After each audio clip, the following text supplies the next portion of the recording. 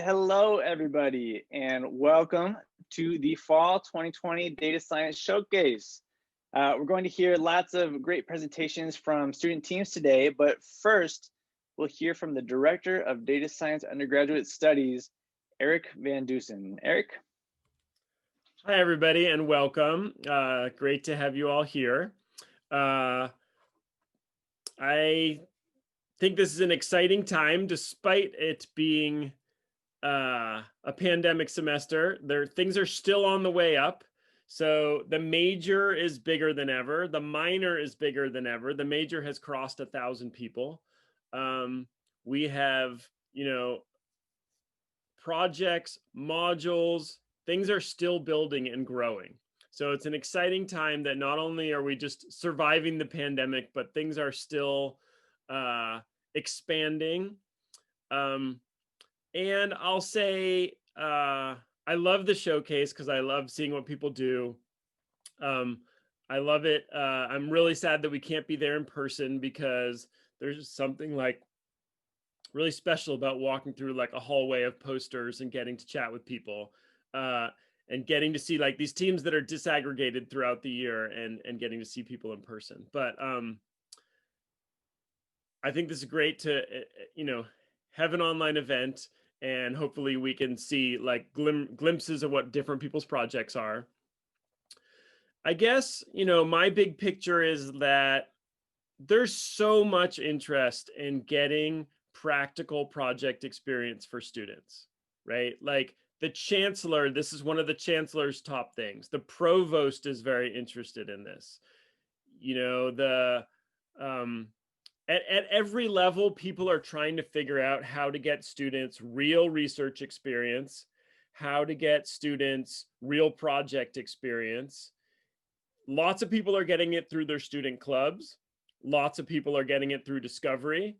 People are getting it sometimes, honors thesis, different seminars. There's lots of ways that we touch students. And I think that has been an exciting part about data science undergraduate studies so far, is that we've made many different pathways for students to get practical experience.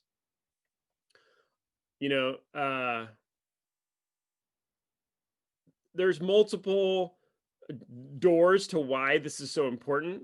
I mean, in one sense, being an undergrad at a top tier R1 research university means that you're like a small cog in a big machine. But when you can make that connection, join that project, do something in that club, you can, really have an experience at a really high level as an undergraduate. So like the opportunities for, connecting to really high level projects is exciting. I also think like, we have these projects, we have the student groups, we have scholars, we have discovery as a way to work in smaller teams on practical things and keep our community going in the time of pandemic. So how can we have a smaller team that we work on a practical thing, and it gives us that sense of belonging? That's what we're all trying to, keep going in these hard times so that we, still can feel like we're part of something. I've joined the Discovery program as a project sponsor because I like that experience personally. I like working with a small group of students and sort of seeing where they're at, what their levels are at, what they're capable of doing. I'm always impressed by what the students can do. Every semester is different. Every semester, like the energy and the chemistry of the group can lead in different directions. Finally, I'd just like to say thanks for coming. Thanks for leaning in. Thanks for participating. Thanks for putting your energy into your projects. This is probably true in all times, but it's even more true in a virtual semester, is you get what you put into it, right? And so all of you that have leaned into these projects and like taken this on, you're making your semester more full and more richer. And we're making this like ability to keep together and keep community together by our participation in these projects. So thanks for everybody for participating. Thanks for contributing. Thanks for being part of our student culture as we try and keep it going throughout these remote times. Back to you, Arlo. Thanks so much, Eric, for those inspiring words. All right, I'm going to put our schedule back up here on the screen. We have some very exciting presentations lined up today from our infodemiology curriculum crew, the good folks at Nexus, our data scholars, and then we'll head to breakout rooms to hear from some Discovery All-Stars. But before all that, I'd like to introduce the student lead for our human context and ethics team, Alyssa Sugarman. Go ahead, Alyssa. Thanks, Arlo. Hi, everybody. So I'm Alyssa. I am the student lead for the HCE team. I'm just going to pull up our project really quick. Oh, am I able to share my screen, or is that not possible? You should be able to. Okay, cool. Nice. Thank you.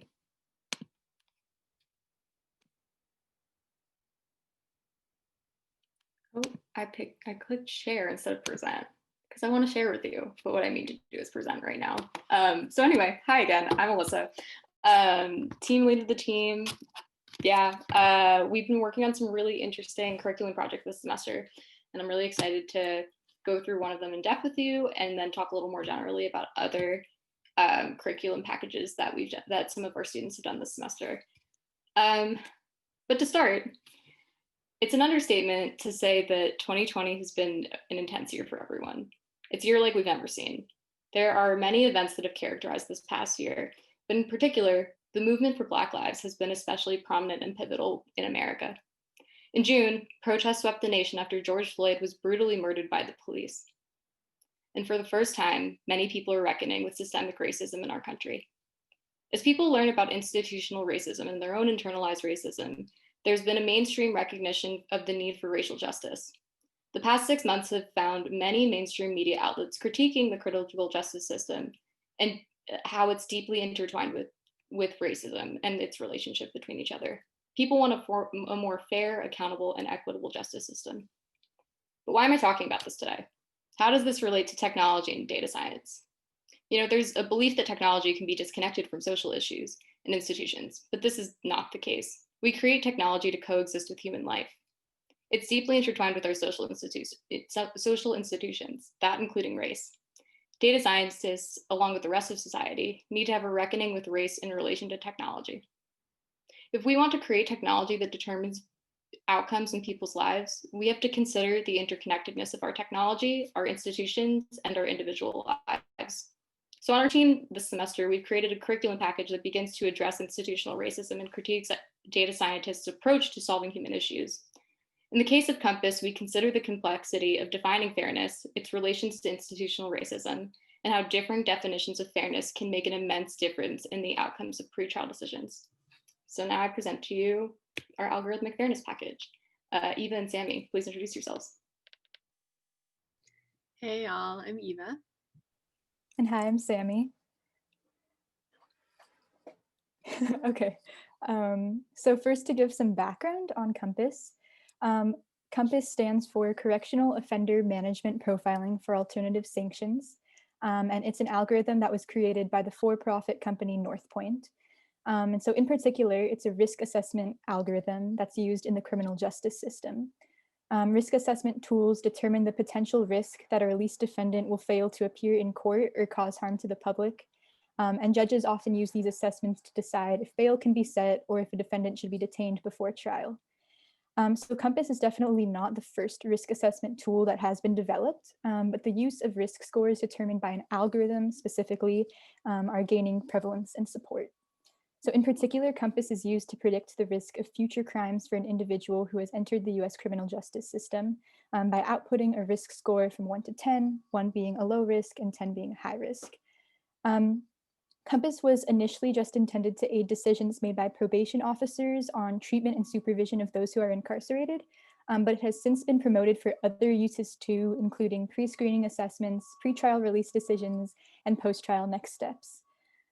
So the main dilemma that we aim to tackle, or at least begin to discuss in our homework package, is while some argue that an algorithm will make the risk assessment process more efficient, accountable, and quote unquote fair, others argue that it is not fair because bias can creep in at any point, and because the algorithm exacerbates the racism already found within the criminal justice system. And then also ProPublica, which is a nonprofit investigative journalism organization, was one of the first to bring mainstream attention to Compass and the greater need to critically examine risk assessment algorithms and the ways in which they perpetuate systemic racism. And we'll be going into all of that right now. So before we go have a deep dive on our project, I'll just give you a little overview. So in this homework, students critically think through 3 definitions of fairness as they pertain to the Compass algorithm. Students use fairness metrics corresponding to each actor's values and interests to quantify each definition.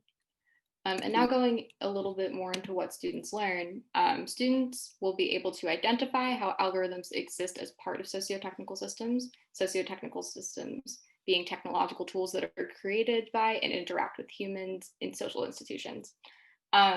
Another learning objective we have for what students will be able to do is that they will recognize that there are different definitions of fairness that can be applied to evaluate algorithms and critically examine different socio-technical imaginaries through these definitions, understanding how they're co-produced with racist systems and institutions. We also have students recognize the limits and opportunities of technical solutions to problems of algorithmic bias and what historical and institutional contexts need to be considered to aim for fairness in algorithm design and deployment. So we'll kind of go a little more into depth with these learning objectives as we go into our homework. Cool. So we open this homework with ProPublica's perspective and a dive into their analysis of the Compass algorithm. ProPublica's goal here is to statistically prove that there is racial bias in the output of the Compass algorithm that further exacerbates the systemic racism within the US criminal justice system. We take students through the calculations of certain fairness metrics, which were used by ProPublica to highlight how predictive features like race are for high-risk scores and how the algorithm often overpredicts for Black defendants and underpredicts for white defendants. So through these technical pieces, as well as questions about ProPublica's agenda and their intent to uncover the social impact of this tool, especially on the Black community, students will begin to contextualize and see this algorithm as part of a larger system, more specifically, a socio-technical system, as mentioned in the first learning objective, and also more specifically, a system that struggles with and upholds institutionalized racism. Students will begin to understand ProPublica's definition of fairness as one that considers the perpetuation of systemic racism through the algorithm to be unfair. So just to get a little deeper, we provided some of the questions about ProPublica that we ask in the homework itself. Our intent here is to first get students to think about the problems in Compass, potentially those that are outside of the calculations and algorithm. And then with those problems in mind, students can write a well-informed description of ProPublica's definition of fairness, one that finds it important to consider racial injustices in the larger system. The next 2 questions highlight our first learning objective even further by pushing students to critically think about the socio-technical system and the actors at play here. We want students to connect the fairness metrics they used with the agenda of ProPublica, as well as begin to recognize that these technical systems and the biases they replicate are co-produced with our social systems. Cool. So in this section, we now turn to North Point's response to ProPublica and their goal to show that the Compass algorithm is in fact fair through the use of what they consider to be more appropriate metrics of fairness. North Point uses their own metrics to illuminate the equality in their handling of Black and white defendants. First, that Black and white defendants are being discriminated against equally by the algorithm, and then that the likelihood of a defendant reoffending is equal for both Black and white defendants. So through these calculations, students can begin to understand that North Point's definition of fairness is reliant on the ability for the algorithm to treat different racial groups equally, which is a rather colorblind approach to this systemic issue. This relates back to our second learning objective, as students will begin to critically think about the different socio-technical imaginaries that produce these different definitions, often stemming from racist institutions themselves. Cool. So the third section of our notebook focuses on yet another definition of fairness. And this one, students' goal is to detect and remove disparate impact from the model. And so disparate impact has two definitions, kind of depending on its context. In the legal system, it's a doctrine that determines if there is unintended discrimination towards a protected class. And then in machine learning, disparate impact is a metric to evaluate fairness in a model. It's a form of bias within an algorithm. So in this section, disparate impact is utilized as a metric of fairness. And students actually alter the output of the model to remove the bias it was originally replicating, which emphasizes fairness as the need to redistribute scores so that there is little to no disparity between Black and white defendants. And then from there, we could go to the next slide if possible. Yeah, we have students then compare and contrast this third definition of fairness that removing disparate impact brings to light with ProPublica's and North Point's definitions to reinforce the idea that there are many different definitions of fairness. And they do this by finding similarities and differences between the definitions, as well as thinking about what each definition does not consider, especially the historical and institutional contexts that they don't consider, which relates back to our third learning objective. And then we further this thinking by having students think through the inadequacies of each definition as a measure of justice in the court system. They think about different parties impacted by Compass and therefore the types of expertise and lived experiences that may not be currently considered, but are crucial to understand when thinking about the Compass algorithm.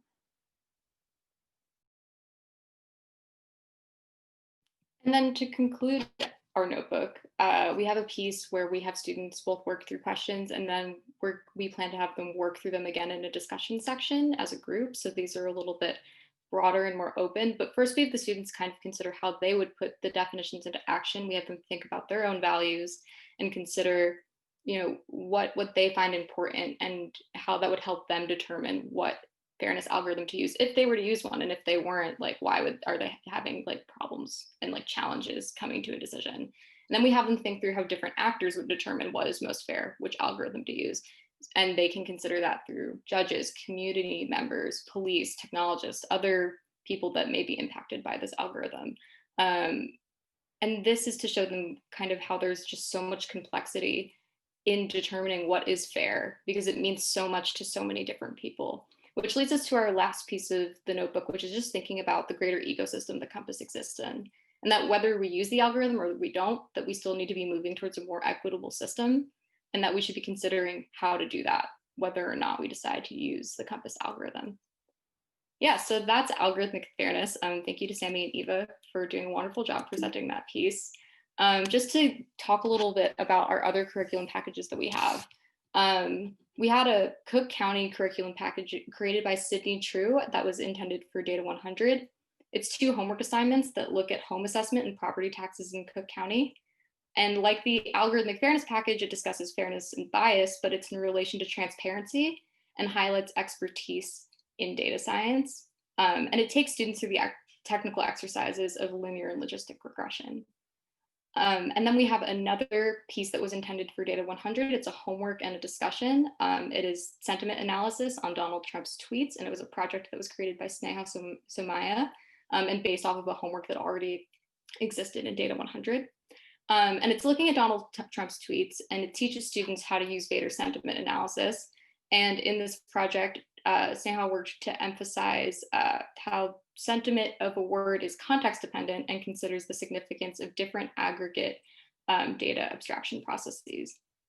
So we have packages that are, you know, vast and looking at a lot of different social issues and really deeply intertwine the technical and non-technical pieces and show how important it is to bring them together and how necessary it is for a data scientist to be considering the external pieces and not just the technical pieces when they're doing their work.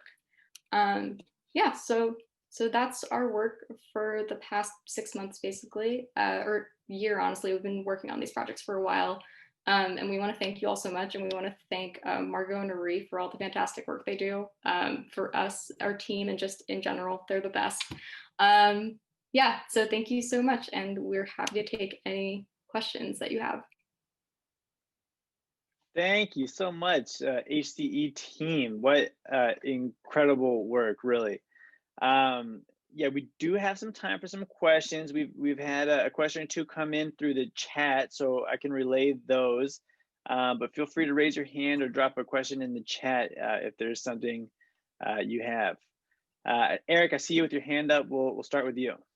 Yeah, do you guys have a vision of where this should be taught? I mean, I think data 4 is like a key place, but do you have visions for other places this could be taught?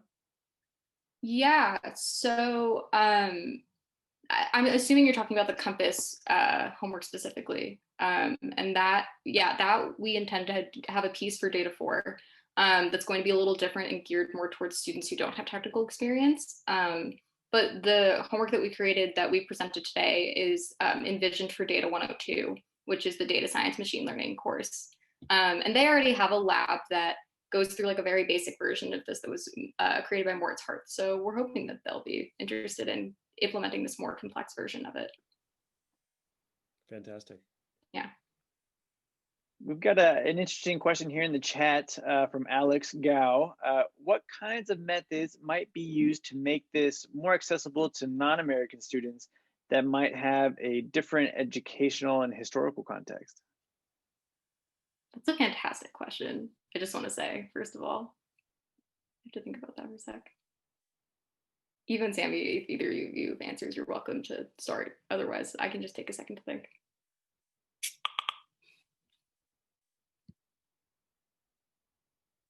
I think, oh, no, Sammy, please, you go ahead. Sorry. Also, there was like a big truck driving by. One thing that we hope could help kind of anyone be able to work on these homework packages is by also providing lecture pieces. So I know like Margot is working with us to provide some like extra content and background about the issues before we kind of go into actually doing the more technical pieces and asking the students questions. So that's one thing that we are providing, hopefully, to help kind of anyone do the work. But Alyssa, go ahead. Yeah, I mean, I was going to say something similar, but I think on top of that, it would be really cool in the future if we did projects that were more internationally focused. International history is not something I'm an expert on, but I think if we had people on the team that could tackle those kinds of issues, I think that would be really cool, because the datafied world is not just American, it's international. So I think that would be fantastic if we added that kind of stuff to the work we do.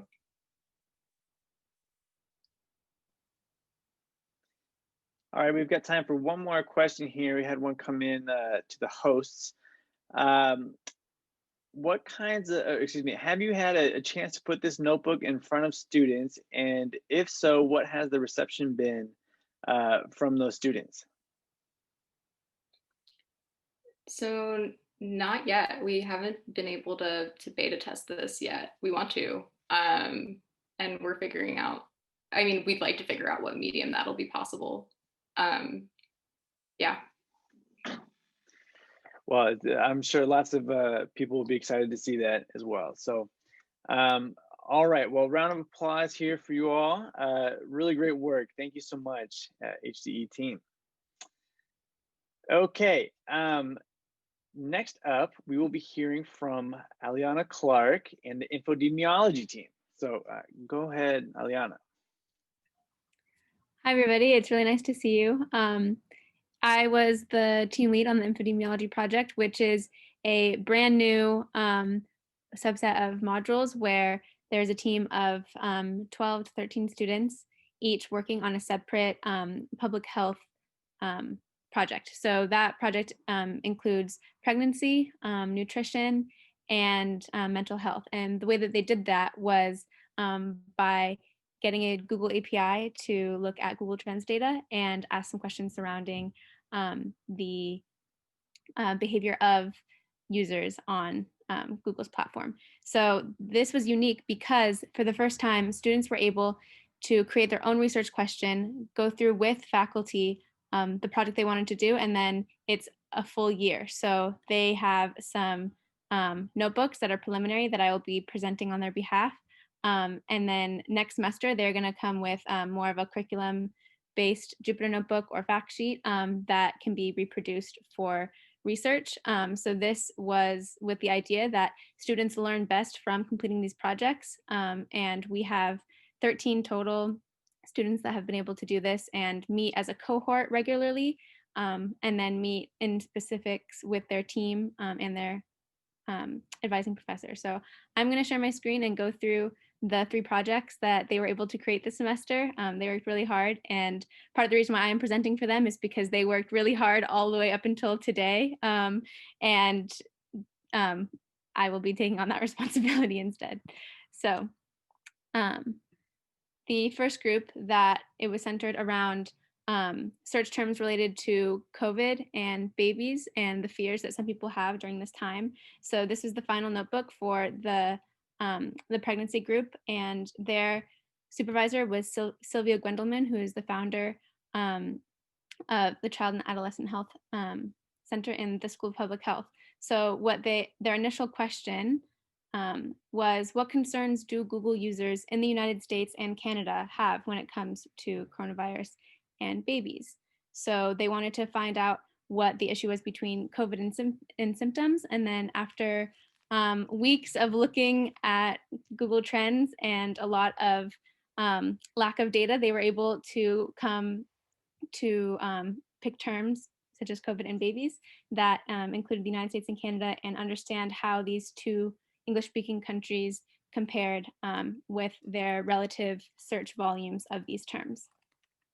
And the students worked together with both data science students and public health students to create these visualizations, which I will show you.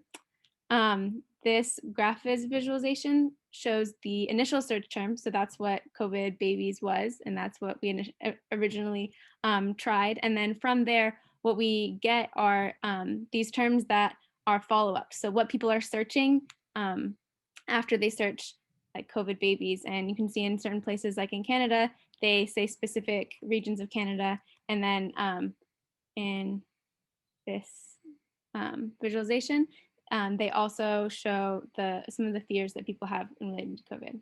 I will just go back to here. The other really great part that they were able to work on is using the website API. So they were able to see which sites were getting the most action coming out of these search terms. So which sites are people looking at when they are looking for resources related to their fears with COVID and their pregnancy. So we found overwhelmingly that the Mayo Clinic was what people went to first. Then after that, the CDC and ones after. And another way they used this API was the Google Trends website themselves. So they were able to go through the Google Trends, comparing the two. So the way that search terms were increased right at the start of COVID in North America in February, and then the difference between that. So they're really making plans next semester for how they're going to create this curriculum, and we're really excited to see what they have. The next notebook is notebook about nutrition. So this was along the same lines, looking at COVID-19 and the search terms and the way that these these trends were shown. So utilizing the Google Health Trends API to analyze geographic and temporal patterns in state population food insecurity levels, given this response to COVID-19. So this group in particular worked really hard to see how people were finding resources such as SNAP or food banks. And so those were their initial search terms that they made. I will go past the data section to their visualizations. So initially they searched food stamps and found that most people were searching with SNAP and EBT, as well as food stamp office is another term. And so they started off with some preliminary visualizations to kind of see the patterns for these different search terms, and spent a lot of time digging deep into the domain of public health to get these original search terms, which is why that collaboration team was really important. Finally, the last group is working on COVID-19 and mental health using Google search terms. So I will kind of go to the question and then go to the visualizations. So their main question that they are going to be working on is, are people living in states with stricter coronavirus restrictions turning more towards online help and therapy? And how can we use this data to guide mental health treatment and tailor it to be as effective as possible? And so this was a really special project because the students really saw kind of what their needs were and decided to look into the Google Trends to see if it had shown what they were seeing in their own lives.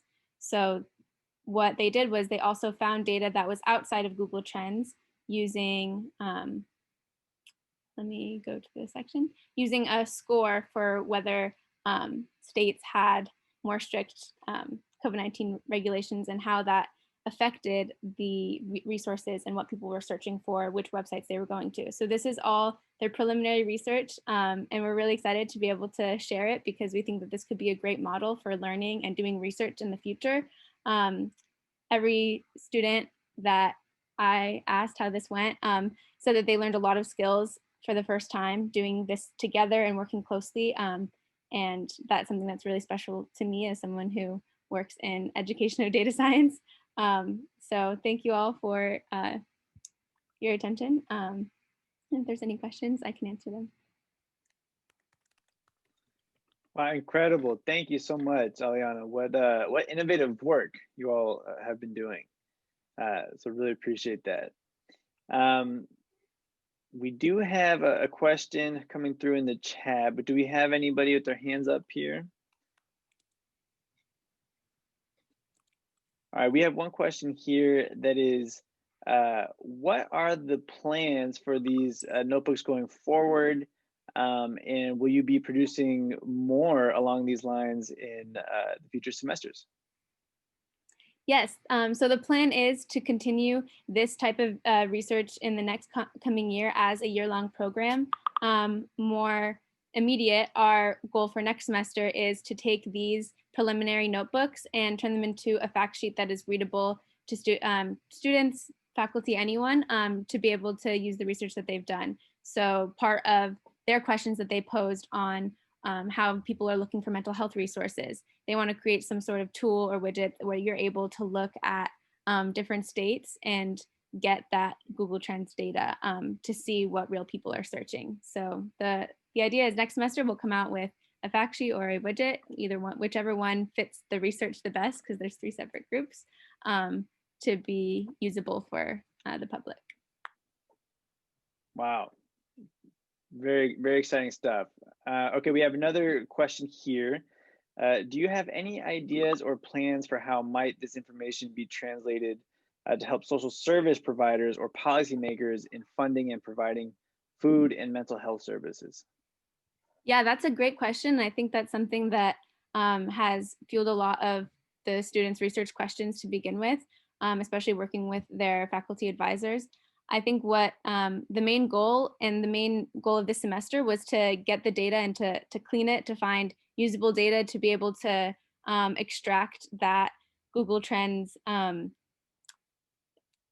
the user experience basically, so that we could take that and use it to see what different areas are needing. So if people search more mental health resources online in certain places, making sure that those online resources are able to handle that interest and be accessible for people of all backgrounds. Amazing, amazing. Okay, well, with that, thank you very much, Aliana. Up next, we have here to talk about our exciting Nexus program, Tiffany Tran. Go ahead, Tiffany.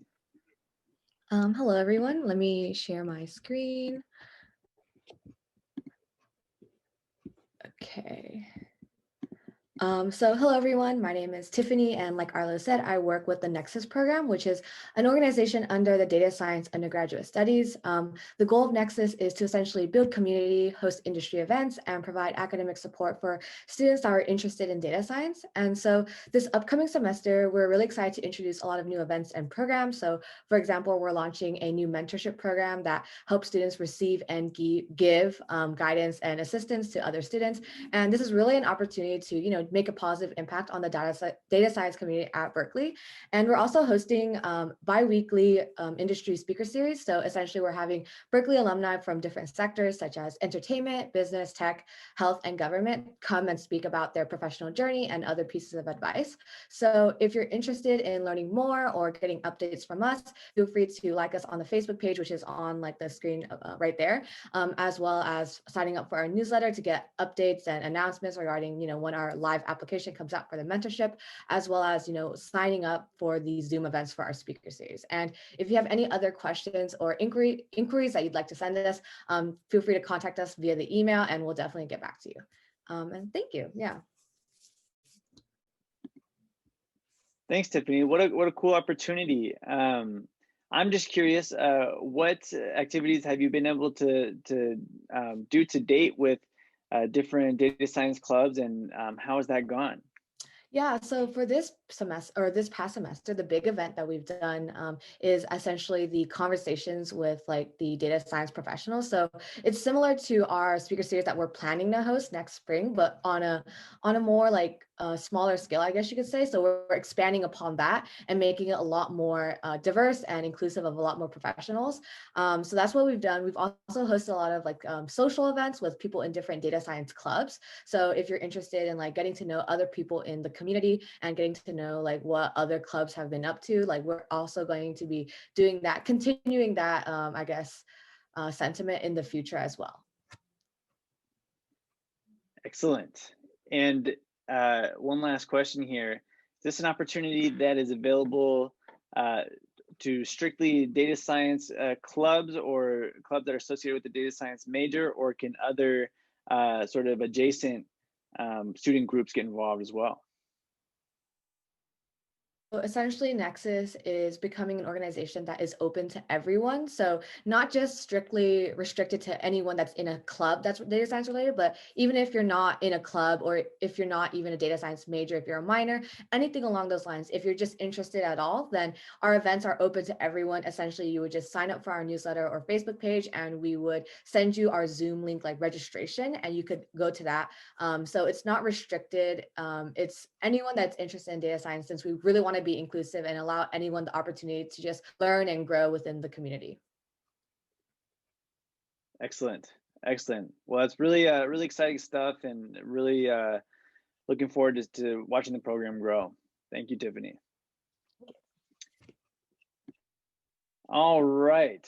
So next, it is my pleasure to introduce two friends of mine here to talk about our amazing Scholars Program. We have Abdulaziz and Pelagia. I think we'll start off with Abdulaziz. Hi, everyone. My name is Abdul Aziz, and I'm a current graduate student at the University of California, Berkeley, in the Structural Engineering, Mechanics, and Materials department. I was on the facilitator for a Discovery Scholar program this semester, and it was really, really quite a unique experience.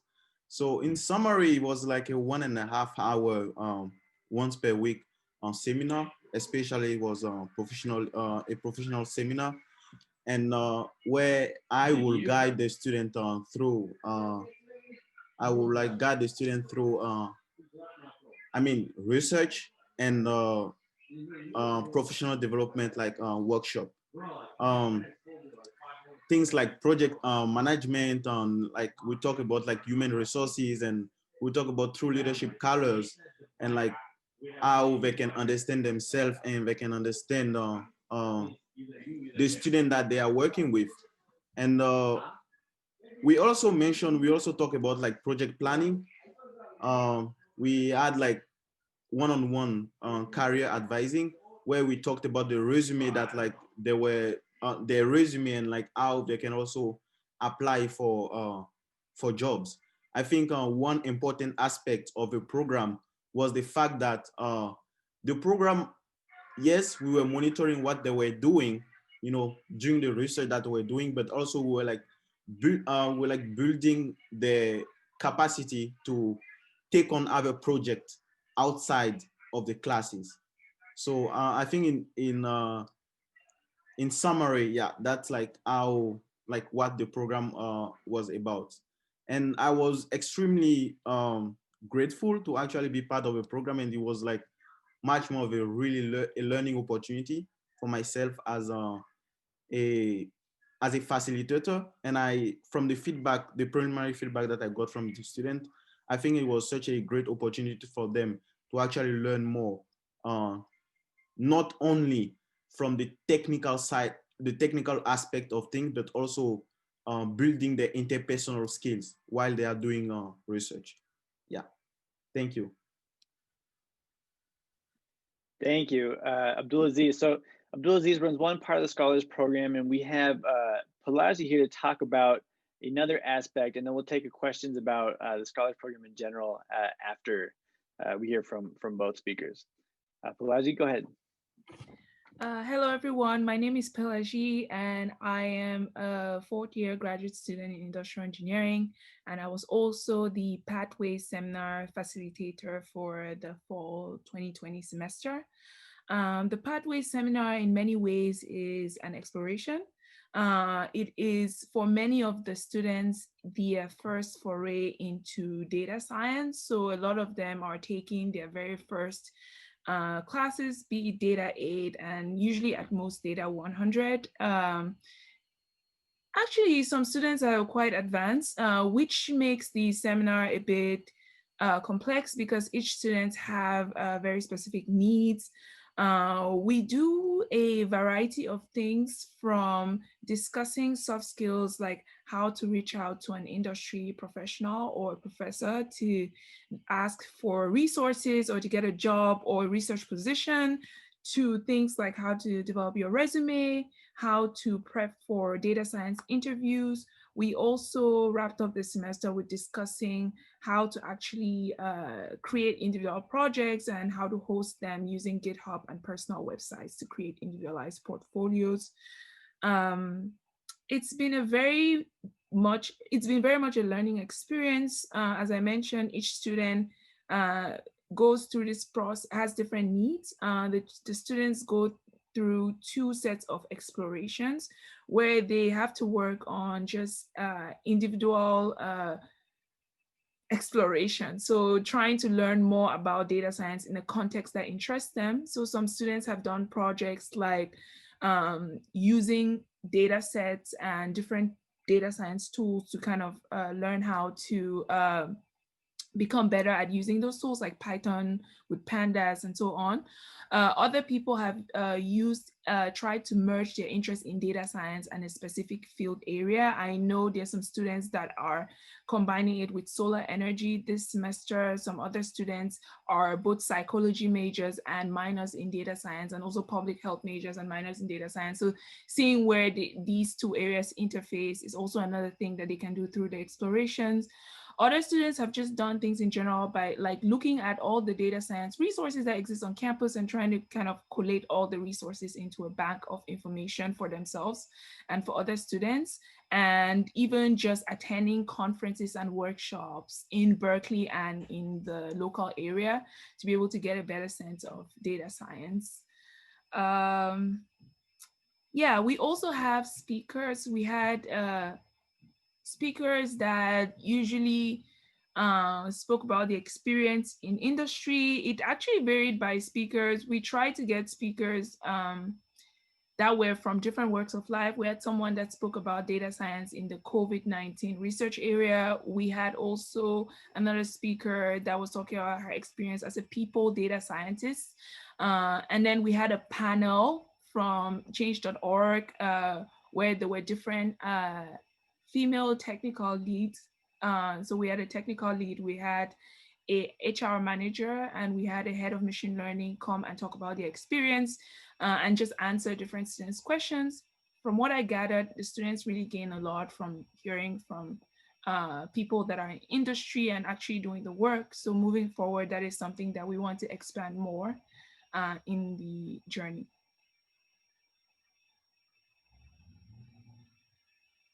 All right, what a cool semester you 2 have had, and really excited to see how this develops in the future. Do we have any questions from the audience? Jessica, I see your hand raised there. Yeah. Hi, everyone. I'm Jessica, and I work pretty closely with Abdulaziz and Pelagie as well. And I was just wondering, because, I want to dig more into your experience. What would you say is the most meaningful thing that y'all have gained from being the facilitator of Data Scholars? And for those of you who don't know, Data Scholars is primarily for students who are in underrepresented communities in the data science. So Pelagie and Abdulaziz work very closely with those students. But yeah, what would you say is the most meaningful this semester? I can go. I think one of the most meaningful thing was being able to lead the student. I think mentor them in some sense throughout the undergrad. I mean, they are still undergraduate and the work that they are doing. You know, as Pelagie mentioned before, one of the most memorable time was when when one of the guest speakers from Google came in and talked about like some of the topics that we were covering. That's like project management and project planning and like some of the resources. And afterward, I can kind of see how the person from Google that I knew personally, like when he came to speak to them and how the students were excited and how some of the students even came back to me and told me, oh, can you introduce me to the person? And I need to talk about my interviews that I have with that person. And I think that that was like extremely meaningful. And I think just the impact, you know, mentoring those students and like talking to them, like having a one-on-one with them was like something that's like thing I was extremely grateful for. Yeah. Thank you. Pelagie, go ahead. Yeah, I just wanted to say something very similar. I think the best part of the experience has definitely been the students.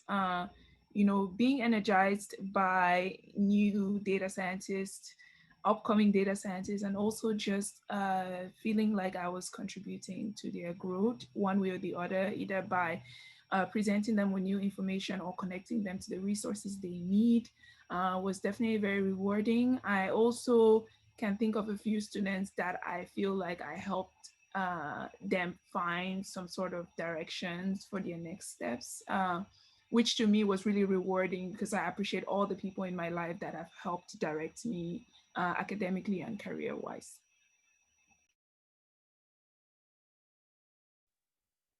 Beautiful. Thank you so much. We have another question here in the chat.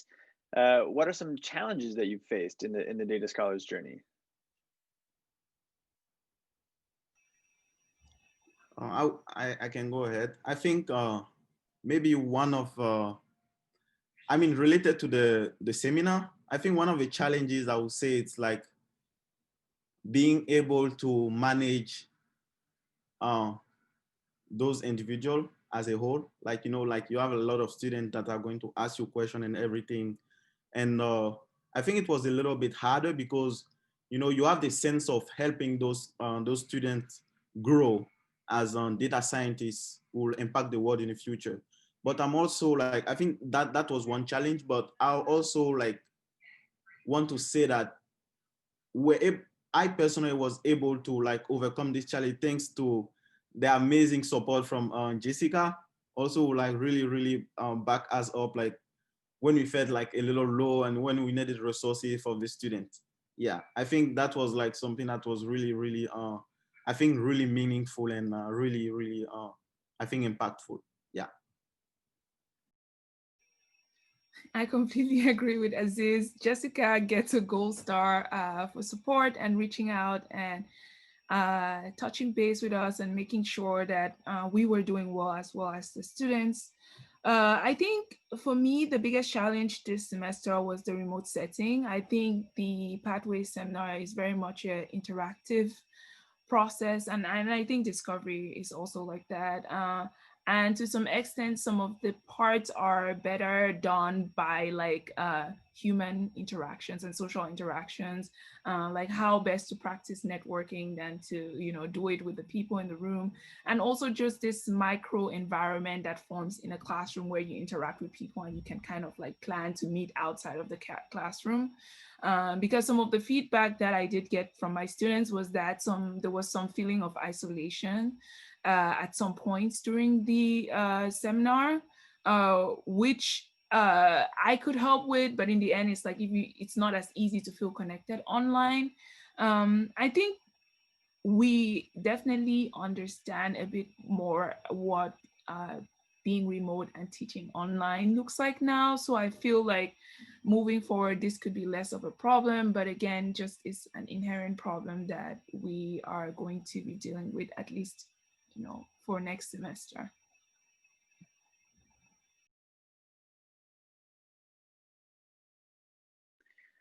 Wonderful. Okay, I think we have time for one more question here that just came in the chat. What is your one piece of advice for us with regards to the program? And maybe this could be one piece of advice to students in the program as well.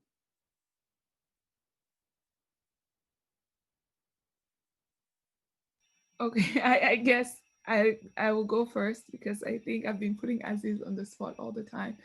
I think my one piece of advice for the program, and I'll probably be better equipped to give the advice to the students, would be, students that have already gone through at least one of the seminars, to stay connected to the people that you interacted with during the program. Data science is a very collaborative field when done well. So being connected, learning from the people that you know, and growing your network is a very good way to start off, to propel your career.